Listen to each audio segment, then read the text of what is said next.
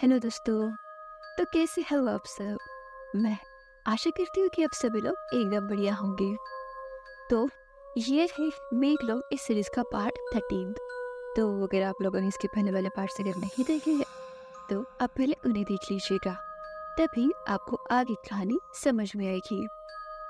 Link आपको इस video के डिस्क्रिप्शन बॉक्स में मिल जाएगा। तो फिर आइए आगे की कहानी सुनिए।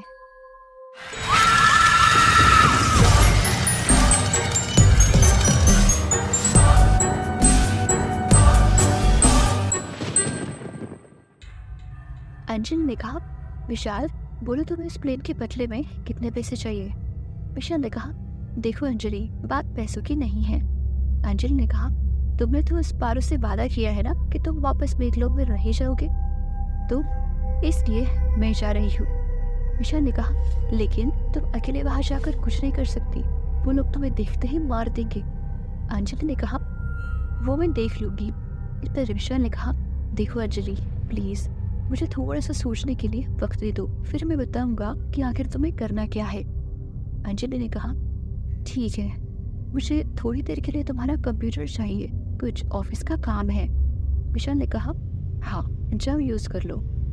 उसके बाद अंजलि उस कंप्यूटर पर कुछ काम करने लगी, लेकिन थोड़ी ही देर बाद अंजलि ने कुछ ऐसा देखा जो देखकर उसे बहुत गुस्सा आ गया, क्योंकि उसे स्क्रीन पर सुशीला का फोटो दिखा। अब वो फोटो देखकर अंजलि सोचने लग गई कि आखिर ये लड़की कौन है और इसके फोटोज विशाल के कंप्यूटर में क्या कर रहे हैं। इस पर अंजलि ने आगे सोचा, मैं समझ गई, लगता है विशाल का इस लड़की के साथ कुछ चक्कर चल रहा है, इसीलिए उसने 1-2 महीने से मुझसे बात नहीं की है और ब्रेकअप भी कर लिया है, जिसकी वजह ये लड़की है। लेकिन त्याग बोली वजह सिखाया है। मैं समझ गई, मुझे लगता है इस लड़की ने ज़रूर उसे पैसे दिए होंगे और वो कुत्ता पैसों के लिए कुछ भी कर सकता है। बस एक बार ये बेगलों का चैप्टर क्लोज हो जाए, मग में ज़रा बक तेज। इस तरफ विशाल बारिश के बारे में कुछ सोच रहा था, लेकिन तभी वहाँ पर अंजलि आ गई और उसने विशाल से कहा, क्या तुमने कुछ सोचा है? इस पर विशाल ने कहा, नहीं, मुझे और थोड़ा वक्त चाहिए। अंजलि ने कहा, ठीक है तुम सोचो, तब तक मैं बाहर जाकर आती हूँ, एक ज़रूरी काम मुझे याद आ गया है। ऐसा कहकर अंजलि वहाँ से चली गई और वो अपनी कार से कहीं जाने के लिए लग गई। रास्ते में वो विशाल के बारे में ही सोच रही थी कि पता नहीं वो खुद को क्या समझता है और मेरा दिमाग बहुत खराब हो रहा है। अंजलि ने आगे सोचा, मुझे नहीं लगता कि ये विशाल मेघलोक में मेरे साथ आएगा, और अगर आ भी गया तो मुझे नहीं लगता कि उससे कुछ हो भी पाएगा, इसलिए मुझे भी कुछ बैकअप प्लान बनाना होगा। ऐसा सोचकर अंजलि एक सुनसान रास्ते पर अपनी गाड़ी रोकती है और वो सामने वाले घर के अंदर चली गई। उस घर में एक खूबसूरत औरत थी। उस औरत का नाम था कार्तिक। वो औरत एक दुनिया की नंबर 1 साइंटिस्ट थी। अंजलि को देखकर उस औरत ने कहा, hello, I am Kartik from Mangalore, Karnataka. Anjali ने कहा, जी मैं आपको बचपन से ही जानती हूँ। इस पर कार्तिक ने कहा, तुम तो वही हो ना, शर्मा जी की बेटी अंजलि, मैं हमेशा न्यूज़पेपर में तुम्हारे किस्से पढ़ती ही रहती हूँ। कार्तिक ने आगे कहा, इतनी छोटी सी उम्र में तुमने बिजनेस में बहुत कुछ अचीव कर लिया है। अंजलि ने कहा, जी शुक्रिया। कार्तिक ने कहा, वैसे यहाँ तक पहुँचने के लिए तुमने कितने जाने लिए हैं अंजलि? अंजलि ने कहा, व्हाट? कार्तिक ने कहा, ओह सॉरी, मैंने गलती से सच बोल दिया, कोई नहीं, बताओ तुम यहाँ पर क्यों आई हो? इसके बाद अंजलि कार्तिक को वो सब मेघलोक की बातें बता देती है। वो सब सुनकर कार्तिक ने कहा, वो विशाल तो बेवकूफ़ है, अगर उसने उसी वक्त मुझे ये बात बता दी होती तो मैं वहाँ पर आकर पूरे मेघलोक को ख़त्म कर चुकी होती, बिकॉज साइंस के सामने कोई भगवान नहीं और कोई मैजिक नहीं हो सकता। अंजलि ने कहा, प्लीज़ बताओ अब हम क्या करें?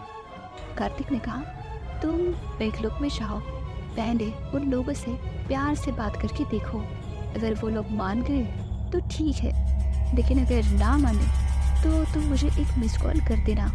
No call, only miss call. इस पर अंजलि ने कहा, लेकिन मिस कॉल से क्या होगा? कार्तिक ने कहा, उससे मुझे तुम्हारी लोकेशन का पता चल जाएगा। उसके बाद मैं तुम्हारी तरफ 25 सैटेलाइट्स भेज दूंगी। कार्तिक ने आगे कहा, उस सैटेलाइट से बहुत सारा धुआं निकल जाएगा। अंजलि ने कहा, फिर क्या होगा? कार्तिक ने कहा, उस धुएं में जहर है जो पूरे मेघलोक में फैल जाएगा और उसकी वजह से बाकी दुनिया पूरी तरह से खत्म हो जाएगी और वो बादल नॉर्मल बन जाएंगे। उसके बाद मेघलोक का पूरा नामो निशानी मिट जाएगा। कार्तिक की ये बात सुनकर अंजलि ने कहा, जी आपका बहुत शुक्रिया। इस पर कार्तिक ने कहा, इट्स ओके, तुम मेरी बेटी जैसी हो। उसके बाद अंजलि वहाँ से अपने घर चली गई। घर जाकर वो फ्रेश होने के लिए चली गई। उसके बाद वो वापस विशाल के घर जाने के लिए निकल गई। उसके घर जाने के बाद उसने विशाल से पूछा, तो फिर क्या सोचा है तुमने? इस पर विशाल ने कहा, अब वो प्लेन फिर से चलाने का वक्त आ गया है, लेकिन मेघलोक में तुम नहीं, मैं अकेला ही जाऊंगा। विशाल की ये बात सुनकर अंजलि पूरी तरह से शॉक हो गई और उसने कहा, तुम जाओगे? लेकिन तुमने तो उस पारो से वादा किया है ना? विशाल ने कहा, हाँ, हमारी दुनिया खतरे में है, तो अब मुझे ये सब कुछ भूलकर मेघलोक में जाना ही पड़ेगा। तो दोस्तों, ये तो था मेघलोक का पार्ट 13। मैं आशा करती हूँ कि आप लोगों को ये कहानी पसंद आ ही रही होंगी, और अगर आप लोगों को ये कहानी पसंद आ रही है और आप आगे भी जानना चाहते हैं कि आगे क्या होगा, तो आप इस वीडियो को लाइक, चैनल को सब्सक्राइब और एक कमेंट भी ज़रूर करिएगा। और साथ ही साथ मेरे चैनल को जो कि है द क्रीपी शो हिंदी, इसको भी ज़रूर से विजिट करिएगा।